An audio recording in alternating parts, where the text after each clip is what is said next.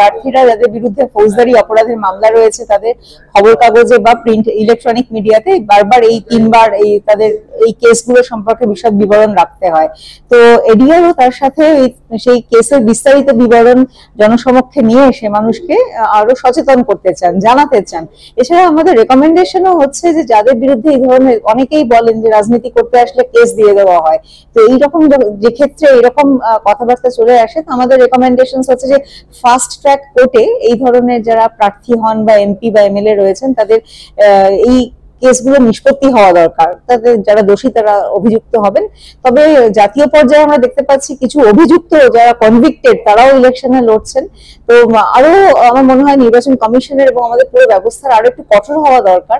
নমস্কার, আমি Ujjayini Halim, West Bengal election watch বলে অ্যাসোসিয়েশন ফর ডেমোক্রেটিক রিফর্মস এর পশ্চিমবঙ্গে যে স্টেট চ্যাপ্টারটা রয়েছে তার স্টেট কোঅর্ডিনেটর হিসেবে রয়েছে। অ্যাসোসিয়েশন ফর ডেমোক্রেটিক রিফর্মস এবং ওয়েস্ট বেঙ্গল ইলেকশন ওয়াচ প্রত্যেকটা নির্বাচনে একটা কাজ করে, সেটা হচ্ছে মানুষকে সচেতন করা, এবং সেই সচেতন করার প্রক্রিয়াটা হচ্ছে যে ক্যান্ডিডেটসরা যে এফিডেভিটস গুলো জমা করে নির্বাচন কমিশনে, সেই এফিডেভিটস গুলো থেকে তাদের ব্যাকগ্রাউন্ডের অ্যানালিসিস করা, পার্টিকুলারলি কার বিরুদ্ধে কটা ক্রিমিনাল কেসেস চালু আছে, তাদের অ্যাসেট গ্রোথ কত হয়েছে, তাদের ইনকাম কি আছে, তাদের এডুকেশনাল ব্যাকগ্রাউন্ড কি আছে, as etcetera, PAN whether they have declared PAN or not।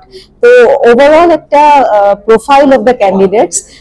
আমাদের সোর্সটা হচ্ছে যে এফিডেভিটস যেগুলো ক্যান্ডিডেটসরা সাবমিট করেছে ইলেকশন কমিশন অফ ইন্ডিয়াকে।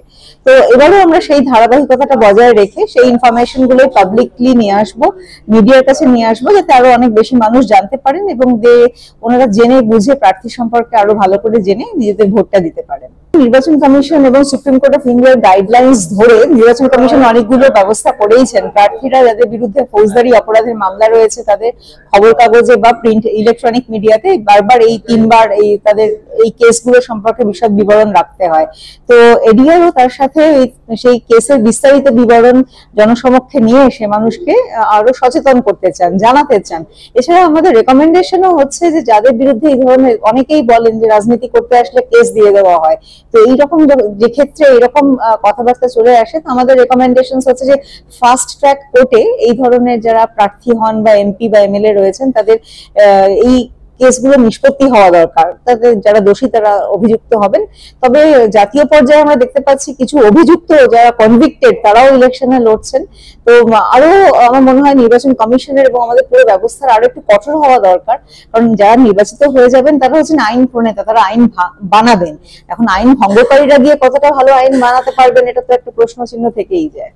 তো খুব স্পষ্ট গাইডলাইন নির্বাচন কমিশনের রয়েছে যে C7 ফর্ম ভর্তি করতে হবে এবং সেই ফরম্যাট অনুযায়ী খবর কাগজে এবং প্রিন্ট এবং ইলেকট্রনিক মিডিয়াতে তাদের নিজেদের বিরুদ্ধে যা মামলা আছে সে সম্পর্কে জানাতে হবে। কত হরফে লিখতে হবে সেটা পর্যন্ত, মানে যাতে একদম ছোট ছোট 8 বা 9 হরফে লিখে ছেড়ে দিলে লোকে পড়তেই পারলো না এরকম না হয়, সেটাও সুস্পষ্টভাবে বলা রয়েছে এবং সেটা করা বাধ্যতামূলক। আমরা একটা পর্যায়ে গত বছর মানে আগেরবার নির্বাচনের সময় আমরা করেছিলাম, কমপ্লায়েন্সটা আমরা দেখেছিলাম কতগুলো প্রার্থীরা সত্যি সত্যি এরকম তারা কাগজে ছাপালেন এবং কিভাবে ছাপালেন।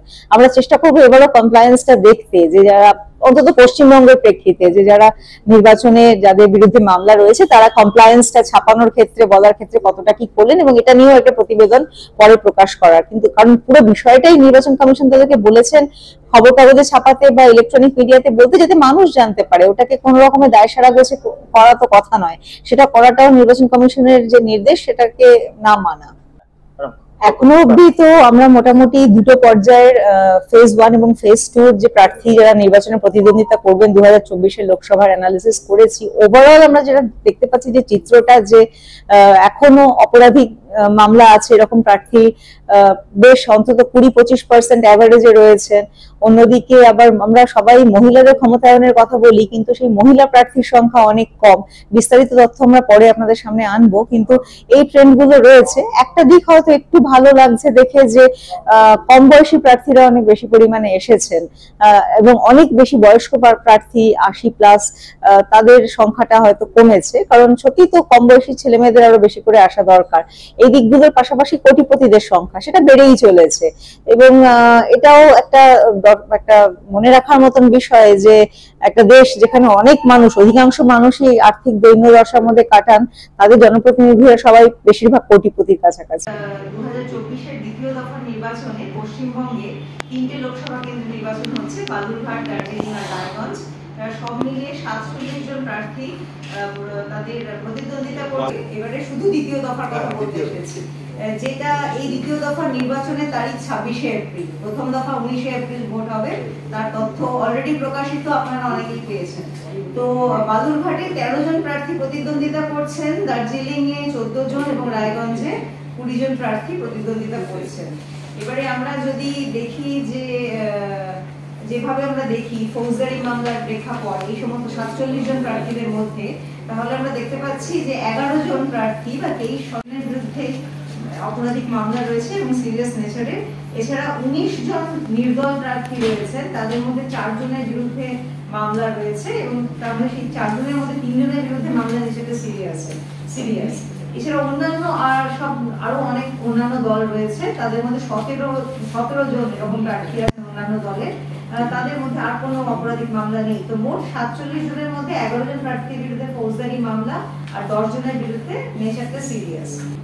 আমাদের এডিআরই প্রথম এই ধরনের করেন, যারা মামলা করে যারা প্রার্থী হচ্ছেন তাদের যে বিশদ বিবরণ, তাদের বিরুদ্ধে কোনো আছে কিনা, ফৌজদারি মামলা আছে কিনা বা গুরুতর ফৌজদারি মামলা আছে কিনা, তাদের অ্যাসেট কত, মুভেবল অ্যাসেটস বা জেনারেল অ্যাসেট, বাড়ির ইনকাম কত, স্ত্রী বা ছেলে যারা আছে তাদের প্রত্যেকের ইনকামের একটা সমষ্টি করে দেওয়া হয়।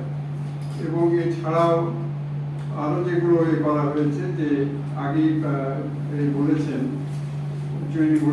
যে ওদের বিরুদ্ধে যে সমস্ত মামলা আছে বা মামলা চলছে তার বিশ্লেষণ করেও এখানে দেওয়া থাকে আমাদের এই রিপোর্টে। এইখানে আমরা